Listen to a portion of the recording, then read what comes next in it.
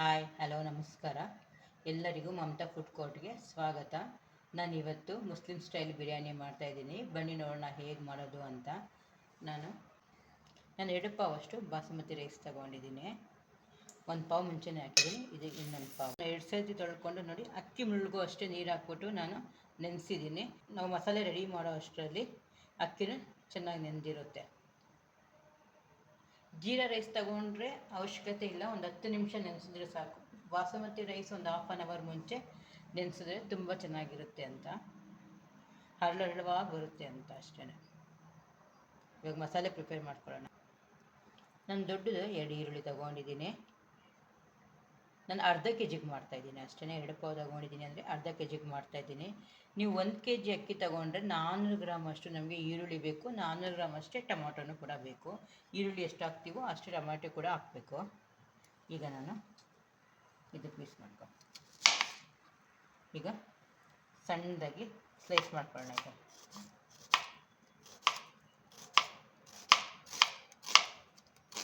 ಈ ಥರ ಸ್ಲೈಸ್ ಮಾಡ್ಕೊಂಡ್ಬಿಡ್ತೀನಿ. ಸಣ್ಣದಾಗಿ ಈರುಳ್ಳಿ ಹಚ್ಕೋಬೇಕು. ಅರ್ಧ ಕೆಜಿಗೆ ಅಂದರೆ 200 ಗ್ರಾಮ್ ಅಷ್ಟು ಈರುಳ್ಳಿ ತಗೊಳ್ಳಿ. ನಾನು ಈರುಳ್ಳಿ ಕಟ್ ಮಾಡ್ಕೊಂಡಿದ್ದೀನಿ. ಇದು ಒಂದು ಬಿಡಿ ತೊಗೊಂಡ್ಬಿಡೋಣ. ಇದಕ್ಕೇನು ಜಾಸ್ತಿ ಮಸಾಲೆ ಇಲ್ಲ ಮುಸ್ಲಿಂ ಸ್ಟೈಲ್ ಬಿರಿಯಾನಿಗೆ. ಇದರಿಂದ 3 ಟೊಮಾಟೊ ಹಣ್ಣು ತೊಗೊಂಡಿದ್ದೀನಿ. 200 ಗ್ರಾಮ್ ಅಷ್ಟು ಲೆಕ್ಕ ಹಾಕ್ಕೊಳ್ಳಿ. ಈಗ ಇದು ದಂಟು ತೆಗೆದುಬಿಟ್ಟು ಎಲ್ಲ ರೆಡಿ ಮಾಡಿ ಇಟ್ಕೊಂಡ್ಬಿಟ್ರೆ ಬೇಗ ಆಗ್ಬಿಡುತ್ತೆ ಅಂತ ಅಷ್ಟೇ. ನೋಡಿ, ಚಿಕ್ಕದಾಗಿ ಏನು ಸ್ಲೈಸ್ ಮಾಡೋದು ಬೇಡ. ಈ ಥರ ಉದ್ದುದ್ದನ್ನೇ ಸಣ್ಣಕ್ಕೆ ಕಟ್ ಮಾಡ್ಕೊಂಬಿಡೋಣ.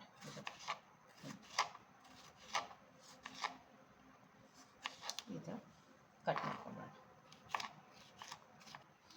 ಸಣ್ಣದಾಗಿ ಟೊಮಾಟೊ ಉದ್ದುದ್ದಕ್ಕೆ ಹಚ್ಕೊಳ್ಳೋಣ. ಈ ಥರ ಸಣ್ಣಕ್ಕೆ ಉದ್ದುದ್ದಕ್ಕೆ ಹಚ್ಕೊಂಡ್ರೆ ಆಯಿತು. ಇದು ಒಂದು ಪಿಡಿ ತಗೊಳ್ಳೋಣ.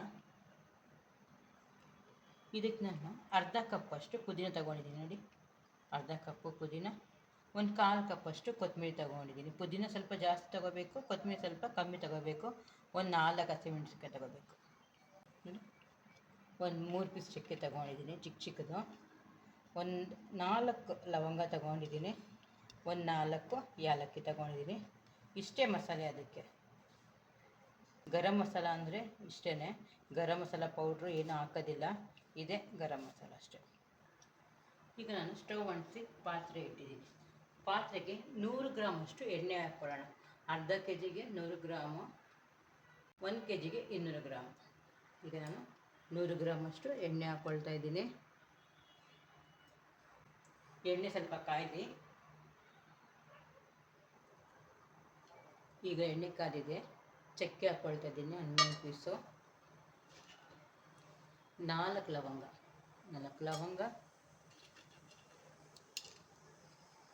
4 ಏಲಕ್ಕಿ, ಮತ್ತು ಈರುಳ್ಳಿ ಕೂಡ ಹಾಕ್ಕೊಂಡ್ಬಿಡ್ತಾ ಇದ್ದೀನಿ.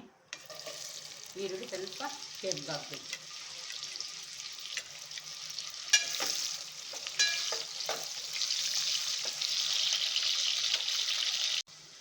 ಈರುಳ್ಳಿ ಸ್ವಲ್ಪ ಕೆಂಬಣ್ಣಗೆ ಬಂದಿದೆ. ಈಗ ನಾನು 1.5 ಸ್ಪೂನ್ ಅಷ್ಟು ಬೆಳ್ಳುಳ್ಳಿ ಶುಂಠಿ ಪೇಸ್ಟ್ ಹಾಕ್ತೀನಿ. ಇದು 1 ಸ್ಪೂನು, ಇದು ಅರ್ಧ ಸ್ಪೂನ್.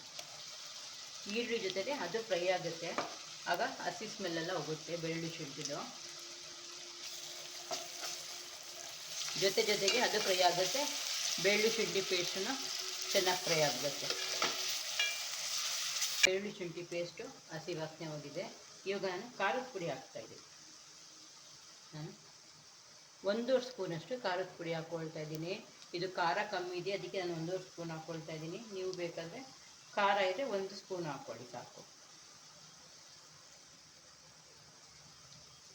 ಎಣ್ಣೆಯಲ್ಲೇ ಇದು ಸ್ವಲ್ಪ ಚೆನ್ನಾಗಿ ಫ್ರೈ ಆಗುತ್ತೆ. ಮುಸ್ಲಿಮ್ಸ್ ಬಿರಿಯಾನಿಗೆಲ್ಲ ಫಸ್ಟೇ ಖಾರದ ಪುಡಿ ಹಾಕ್ಕೊಂಬಿಡ್ಬೇಕು. ಇದಕ್ಕೆ 1/4 ಸ್ಪೂನಷ್ಟು ಅರಿಶಿನ ಹಾಕ್ಕೊಳ್ತಾ ಇದ್ದೀನಿ. ಚೆನ್ನಾಗಿ ಫ್ರೈ ಆಗಿದೆ ಇದೀಗ.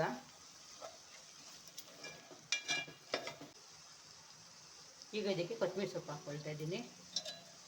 ಇದ್ರ ಜೊತೆಗೆ ಚೆನ್ನಾಗಿ ಫ್ರೈ ಆಗುತ್ತೆ. ಮಸಾಲೆ ಎಲ್ಲ ರೆಡಿ ಮಾಡಿ ಇಟ್ಕೊಂಡ್ಬಿಟ್ರೆ ಬೇಗ ಆಗುತ್ತೆ. ಈಗ ನಾನು ಟೊಮ್ಯಾಟೊ ಹಾಕ್ತಾಯಿದ್ದೀನಿ. ಟೊಮ್ಯಾಟೊನ ಹಚ್ಕೊಂಡಿದ್ದೆಲ್ಲ ಅದು ಹಾಕ್ಕೊಳ್ತಾ ಇದ್ದೀನಿ. ಟೊಮ್ಯಾಟೊನ ಚೆನ್ನಾಗಿ ಸ್ಮ್ಯಾಶ್ ಆಗಬೇಕು.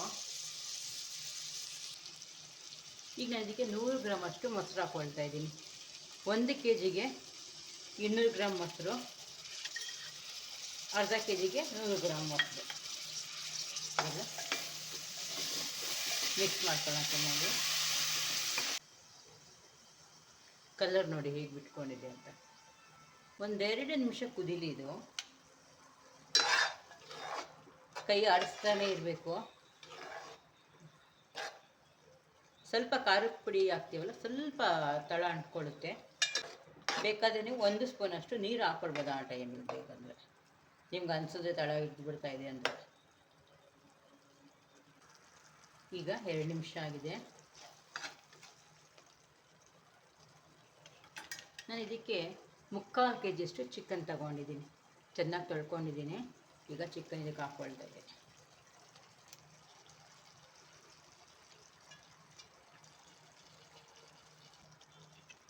ಇದೆಲ್ಲ ಒಂದು ಸ್ವಲ್ಪ ಮಿಕ್ಸ್ ಮಾಡ್ಕೊಳ್ಳೋಣ.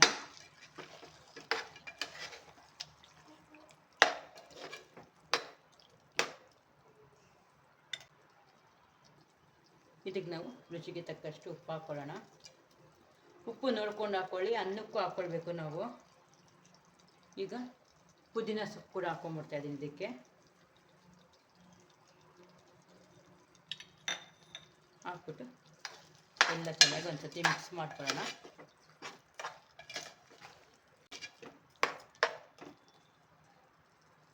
ಇದು ಫ್ರೈ ಆಗಲಿ. ನಾನೀಗ ಇದಕ್ಕೆ 1 ಗ್ಲಾಸಷ್ಟು ನೀರು ಹಾಕ್ಕೊಂಡ್ಬಿಡ್ತೀನಿ. ನೀರು ಹಾಕ್ಬಿಟ್ಟು ಒಂದು ಚೆನ್ನಾಗಿ ಒಂದು ಕುದಿ ಬರಬೇಕು, ಅಲ್ಲಿವರೆಗೂ ಇದು ಬಿಡೋಣ. ಈಗ ಇದು ಚೆನ್ನಾಗಿ ಕುದೀತಾ ಇದೆ. ಚೆನ್ನಾಗಿ ಕುದೀತಾ ಇದೆ. ಇವಾಗ ನಾನು ಹಸಿಮೆಣಸಿನ್ಕಾಯಿ ಹಾಕ್ಕೊಂಡ್ಬಿಡ್ತೀನಿ. ಮುಂಚೆನೇ ಹಾಕಿದ್ರೆ ಒಂಥರ ಹಲ್ವ ಥರ ಆಗಿಬಿಡುತ್ತೆ. ಅದಕ್ಕೆ ಈಗ ಹಾಕೋಬೇಕು.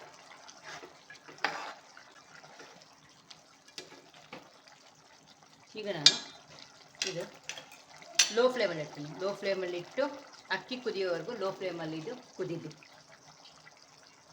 ಇದು ನಾನು ಪಕ್ಕಕ್ಕೆ ಇಟ್ಬಿಡ್ತೀನಿ. ಪಕ್ಕ ಸ್ಟವಲ್ಲಿ ಇಟ್ಬಿಡ್ತೀನಿ.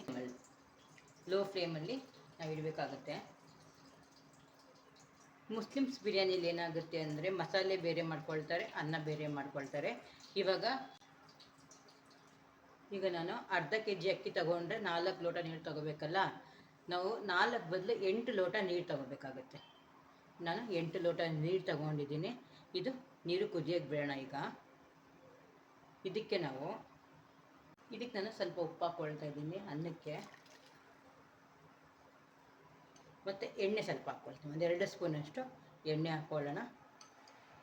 ಸ್ವಲ್ಪ ಪುದೀನ ಸೊಪ್ಪು ಹಾಕ್ಕೊಂಬಿಡೋಣ. ನಾನು ಅದರಲ್ಲಿ ಮುಕ್ಕಿಸ್ಕೊಂಡಿದ್ದೆ. ಇವಾಗ ನೀರು ಕುದಿಯೋಕ್ಕೆ ಬಿಡೋಣ. ಯಾವಾಗಲೂ ಅಕ್ಕಿನೂ ಬಿಸಿ ಇರಬೇಕು ಮತ್ತು ಮಸಾಲೆನೂ ಬಿಸಿಯಾಗಿರಬೇಕು. ಆವಾಗಲೇ ಬಿರಿಯಾನಿ ಚೆನ್ನಾಗಿ ಸೆಟ್ ಆಗಿಬಿಡುತ್ತೆ. ಇಲ್ಲ ಅಂದರೆ ಈ ಅಕ್ಕಿ ಬೇಯಿಸಿ ನಾವು ತಣ್ಣಗಾದರೆ ಅದು ತುಂಬ ಲೇಟ್ ಆಗುತ್ತೆ. ಮಸಾಲೆ ಪಕ್ಕದಲ್ಲಿ ಕುದೀತಾ ಇರಬೇಕು ಒಂದು ಕಡೆ, ಮತ್ತು ಇನ್ನೊಂದು ಕಡೆ ಅನ್ನ ಆಗಬೇಕು. ಈಗ ನಾನು ಇದು ನೀರು ಕುದಿಯೋಕ್ಕೆ ಬಿಡ್ತೀನಿ. ಈಗ ನೀರು ಚೆನ್ನಾಗಿ ಕುದೀತಾ ಇದೆ. ಈ ಟೈಮಲ್ಲಿ ನಾನು ಅಕ್ಕಿ ಹಾಕ್ಕೊಳ್ತಾ ಇದ್ದೀನಿ. ಅಕ್ಕಿ 4-5 ನಿಮಿಷ ಬೆಂದರೆ ಸಾಕು. ಇದರಲ್ಲಿ ಮಿಕ್ಸ್ ಮಾಡ್ಕೊಂಡ್ಬಿಡ್ತೀನಿ. ಮಿಕ್ಸ್ ಮಾಡಿ ಕುದಿಯೋಕ್ಕೆ ಬಿಡ್ತೀನಿ.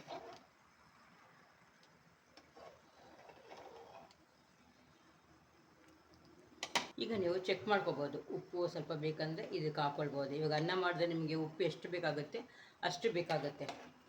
ಇವಾಗ ನೋಡಿ ಅಕ್ಕಿ ಸ್ವಲ್ಪ ಉದ್ದ ಆಗಿದೆ ನೋಡಿ. ನಾವು ಹಾಕಿದ್ದಕ್ಕಿಂತ ಸ್ವಲ್ಪ ಉದ್ದ ಆಗಿದೆ. ಇದು ಆಗಿದೆ. ಇವಾಗ ನಾನು ಸ್ಟವ್ ಆಫ್ ಮಾಡಿಬಿಟ್ಟು ಇದು ಬಸ್ಕೋಬೇಕಾಗುತ್ತೆ. ಈಗ ನಾನು ಸ್ಟವ್ ಆಫ್ ಮಾಡಿಬಿಟ್ಟು ಇದನ್ನ ಬಸ್ಕೊಳ್ತೀನಿ.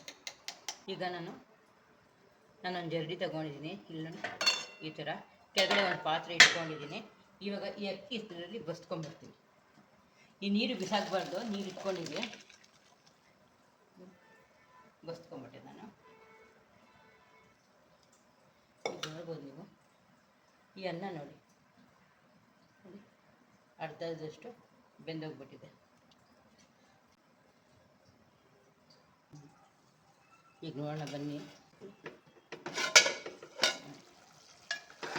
ಎಷ್ಟು ಚೆನ್ನಾಗಿ ಬಂದಿದೆ ನೋಡಿ ಚಿಕನ್. ಇದೇನು ಬಸ್ಕೊಂಡಿದ್ನಲ್ಲ ಇದಕ್ಕೆ ಹಾಕ್ಕೊಳ್ತೀನಿ. ಇದು ನಾನು ಅನ್ನ ಇದಕ್ಕೆ ಹಾಕ್ಕೊಳ್ತೀನಿ, ಎಲ್ಲ ಇದ್ರ ಮೇಲೆ ಹಾಕ್ಕೊಳ್ತೀನಿ ನಾನು.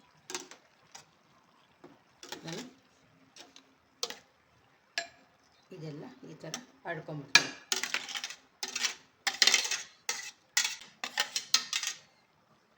ಹಾಕ್ಕೊಂಡು ಏನು ಮಾಡ್ತೀನಿ ಅಂದರೆ ನೋಡಿ, ಸುಮ್ಮನೆ ಹಿಂಗಂತೀನಿ.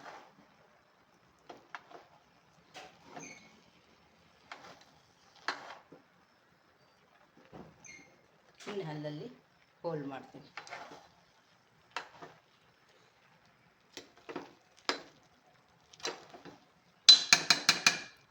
ಗೆಂಜಿ ಬಸ್ಕೊಂಡಿದ್ವಲ್ಲ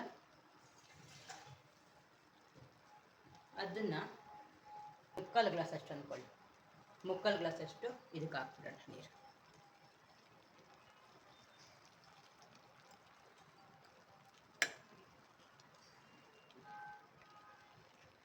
ಆ ಮಸಾಲೆ ಕೆಳಗಡೆ ಇದೆ, ನಾನು ಸುಮ್ಮನೆ ಹಿಂಗಂತೀನಿ.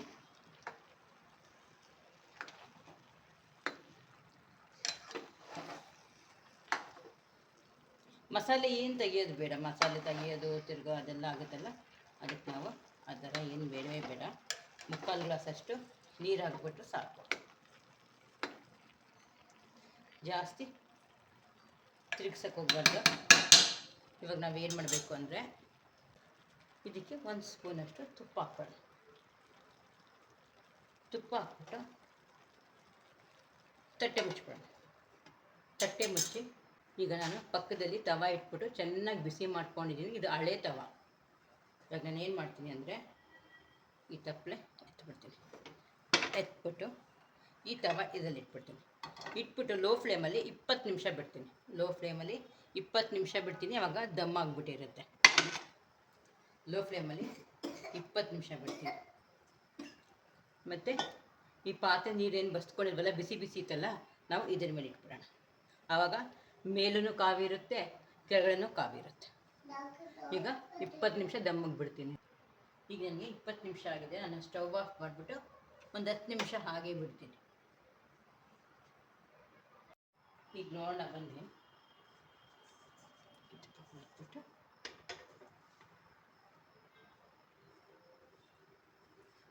ಒಂದು ಬಟ್ಟೆ ತಟ್ಟೆ ತೆಗಿಯೋಣ. ಬಿಸಿ ಇರುತ್ತಲ್ವ. ವಾವ್, ನೋಡಿ ಕಲರ್ ಹೇಗೆ ಬಂದಿದೆ ನೋಡಿ.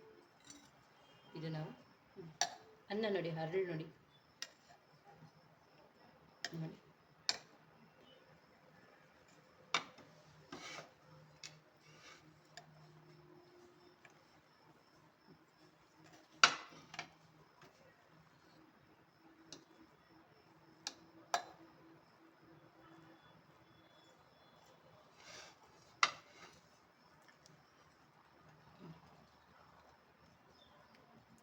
ನೋಡಿ ಕೆಳಗಡೆವರೆಗೂ ಹರಳು ನೋಡಿ ಹೇಗಿದೆ.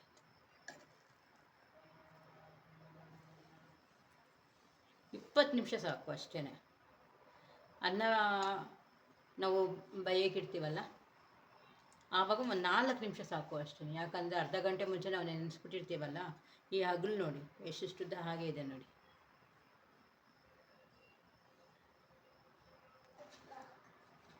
ಈಗ ರೆಡಿಯಾಗಿದೆ. ನಾನು ಸರ್ವ್ ಮಾಡ್ಕೊಳ್ತೀನಿ. ಹರಳು ನೋಡಿ ಎಷ್ಟು ಚೆನ್ನಾಗಿದೆ, ಒಂದು ಕಟ್ಟಾಗಿಲ್ಲ, ಆ ಥರ ಇದೆ ನೋಡಿ. ಒಂದು ಸೈಡಿಂದ ನಾವು ತೆಗಿಬೇಕಾಗುತ್ತೆ, ಮಧ್ಯೆ ಏನು ತೆಗಿಯೋಕೆ ಹೋಗಬೇಡಿ. ಈ ಥರ